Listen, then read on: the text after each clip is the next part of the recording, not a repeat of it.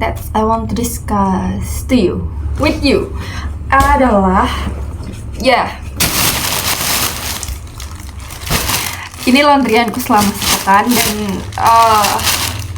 sebenarnya rutinitas laundry cuci kering buat aku tuh awal-awal adalah rutinitas dimana ketika aku healing atau capek, ini self reward yang aku kasih buat diriku sendiri. Dan entah kenapa nyaris akhir-akhir ini tuh tiap pekan aku bakal nge-laundry dan jarang nyuci baju sendiri. Bahkan sampai di tahap aku udah memberikan persenan tersendiri buat uang laundry. Dan ya entah kenapa ya, yang awalnya ini tuh self reward buat aku, tiba-tiba ketika aku masih punya uang sisa dari laundry atau uang jatah laundry bulanan yang nggak dipakai, itu jadi self reward sendiri buat aku kalau misalnya aku lihat ada nominal yang masih tersisa gitu ya. Dan entah apakah orang-orang juga sewajarnya seperti ini atau enggak, tapi aku tipe orang yang beberapa kali senang nyoba di tempat-tempat yang beda buat ngerasain experience cuci laundry kering tuh kayak gimana. Kayak ya nggak sekedar yang oke, ini cara buat laundry cuci kering udah atau tak tinggal gitu, yang penting cucianku kering atau bersih gitu, enggak. Tapi aku merasakan experience sendiri atau ya kesenangan sendiri kalau misalnya aku tuh tahu lebih banyak dari model-model cuci kering atau laundry kering. Entah ya, sebuah harapan buat punya tapi masih belum terpikirkan sampai ke sana.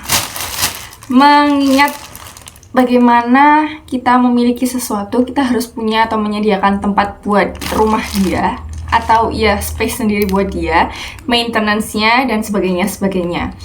Dan ya karena aku masih sendiri dan kayaknya masih bisa dipertimbangkan untuk masuk ke budgeting tiap bulan kalau misalnya aku bakal laundry begitu. Dan kalaupun misalnya aku punya uang laundry tapi aku milih laundry biasa tuh aku juga nggak mau.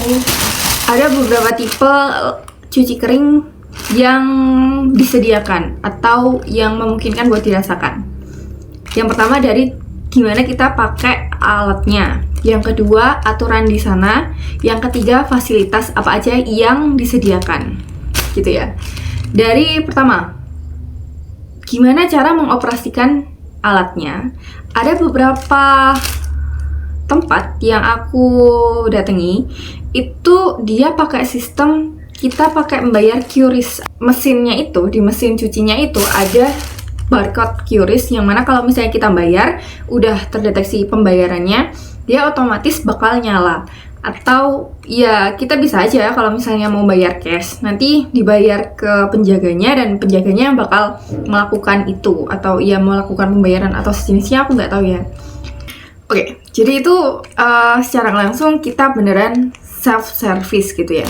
Bahkan kita nggak ketemu sama penjaganya tuh sebenarnya nggak apa-apa, karena ya mungkin kalau misalnya udah biasa, udah tahu kalau misalnya posisinya buat naruh sabun, terus habis itu buat naruh deterjen, buat naruh pewangi, terus habis itu gimana timernya, karena kan beberapa alat ada yang ada timernya, ada yang enggak. Jadi ya kita kerja atau ya nyuci sendiri tuh cukup gitu loh, nggak perlu komunikasi atau gimana. Terus ada juga yang tipenya itu pakai koin atau pakai card. Ini di bayanganku ya. Kalau kita pakai koin atau kita pakai kartu, kita tuh cukup buat bayar di kasir di awal. Nanti mereka kasih koin sama kartunya itu, kita bisa self service sendiri selebihnya, kayak ya masukin deterjennya, ya masukin bajunya, ya nanti mindah ke pengeringnya, terus habis itu ngoperasiinnya, itu tuh sebenarnya udah cukup. Bahkan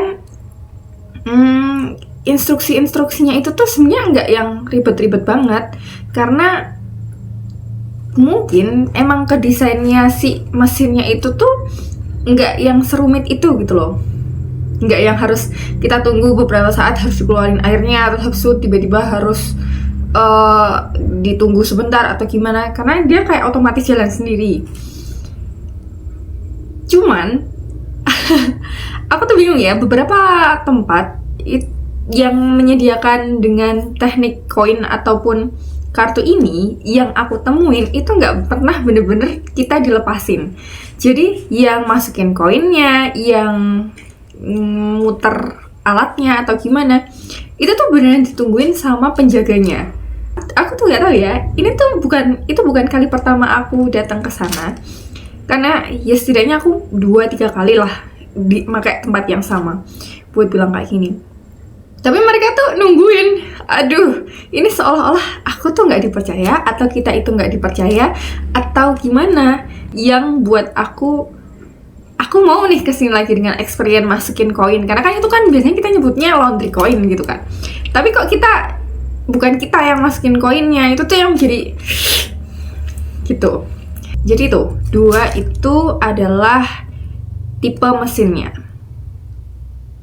Oke, yang kedua adalah aturan-aturan atau ya cuci kering itu mereka pasti punya aturan lah.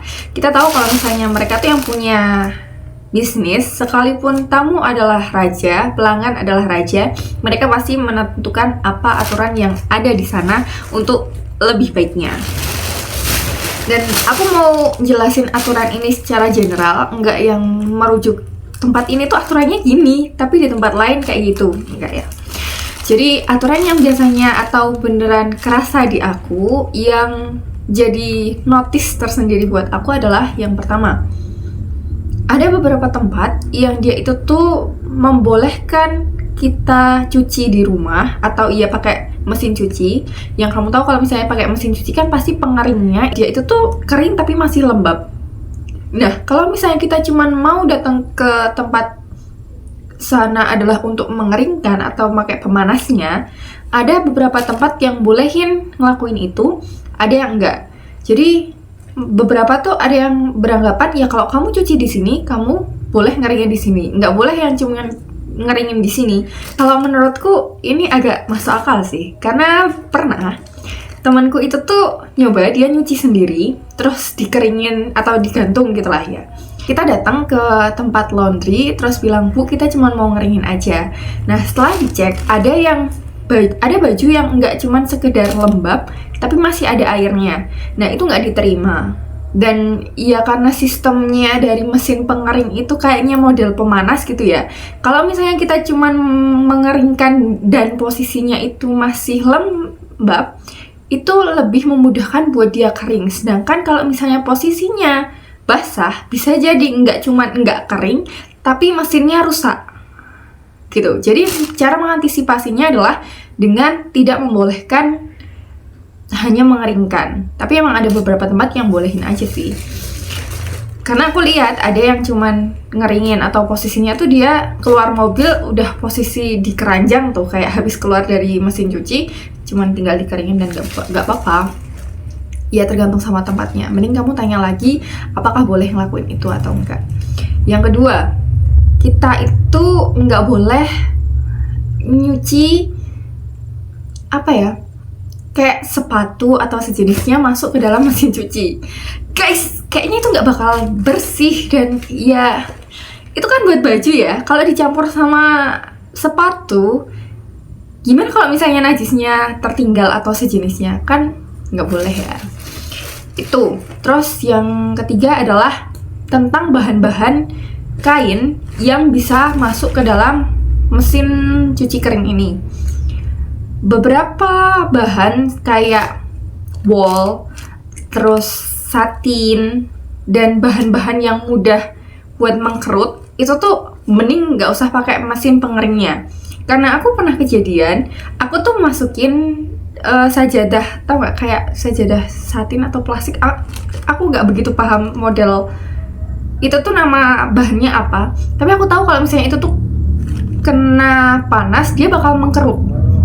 Nah, aku masukin itu sajadah yang awalnya panjangnya segini tiba-tiba jadi segini. Itu udah beneran kayak yang ini buat sajadah kucing bukan sajadah manusia gitu kan. Jadi ya itulah, kalau misalnya beberapa bahan itu sayang aja kalau misalnya dimasukin ke dalam mesin pengering, karena dia sistemnya tuh manasin gitu ya. Ya tahu sendiri kalau bahan dipanasin tuh beberapa kan nggak tahan. Dan ya beberapa pegawai atau pemilik itu agak aware, dan ya kasihan aja kalau misalnya kita tuh menyesal di belakang. Jadi di depan tuh dikasih tahu nanti beberapa bahan kayak gini tuh nggak bisa dimasukin. Bahkan pernah waktu itu aku masukin kerudungku yang agak bahannya tuh rada kayak satin gitu, tapi kayaknya bukan satin deh, murah banget kalau satin, tapi ya nggak tau lah, pokoknya kayak gitu kan. Terus waktu aku masukin, aku tuh diajarin sama ibunya kalau misalnya 10 menit sebelum selesai waktu buat ngeringin itu kita cek udah panas, kemungkinan dia udah kering di dalam. Nah, diberhentiin sejenak, kainku apa kerudungku itu tuh diambil, dibilangin ini udah kering, mending dikeluarin aja, takutnya nanti dia berubah bentuk atau sejenisnya. Terus oke. Berarti ini ibunya tuh serius mau bantu buat bersihin bajuku tuh, nggak yang setengah-setengah gitu ya. Bahkan waktu itu sempat aku tuh bawa temanku, kita bawa baju putih seragam tonti, dan di situ tuh ada noda warna hitam kalau nggak salah, kayaknya bekas jahitan atau sejenisnya. Nah, ibunya itu tuh datang terus bilang, "Mbak, mending ini pakai pemutih, ini kita punya pemutih, nanti pakai aja, ditunggu dulu di gini. Kita diedukasi nih. Oke, ternyata pakai pengering juga boleh. Dan ya cukup terbantu kita dengan adanya pemilik yang seperti itu. Terus yang selanjutnya, peraturan yang aku rasa lagi tuh tentang pemilik pet atau ya apa sih, kayak kucing, anjing gitu, itu kalau bisa nyuci itu di part paling terakhir atau orang terakhir sebelum toko itu tutup atau kedai itu tutup. Karena ketika kita melihara kucing atau anjing, bisa jadi bulu mereka itu tuh nempel di baju kita, dan kasihan aja kalau misalnya nanti tuh si bulu-bulu itu tuh copot terus ngenain pengunjung lain yang nggak suka kucing atau malah alergi sama kucing dan anjing, kan kasihan. Jadi mending kalian nyuci itu paling akhir. Ada beberapa tempat yang nggak peduli gitu, kayak yaudah serah. Tapi ada juga yang pemilik tuh yang, loh kamu kan punya kucing, mending nanti aja kita cuciin. Yang terakhir yang aku pikirkan adalah peraturan tentang kita itu di sana apa ya, aku tadi mau bilang apa ya,